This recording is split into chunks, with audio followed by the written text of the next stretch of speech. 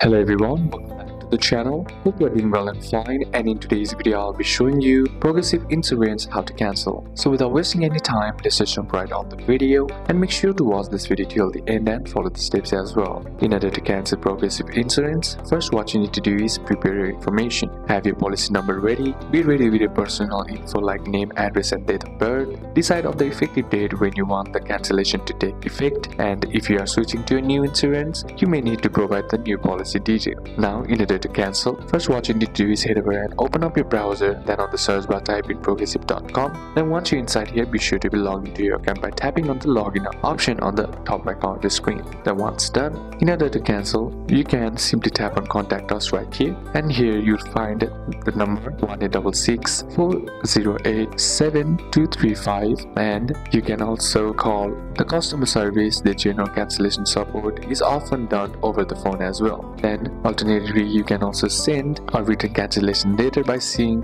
or tapping on the see more contact options and then selecting the send email option right here, and then simply select the topic and then tap on cancel or topic that you want and ask for a confirmation. If you paid your premium in advance, you may be eligible for a refund of the unused portion. Keep in mind, depending on the state or policy, Progressive may charge a cancellation fee. The refund usually comes via same payment method you used. So these are a couple of steps that you can apply, and that's it for today's video, guys. Hope this video was useful to you. Leave a like if it did, comment down any questions that you have, and see you soon on the next one.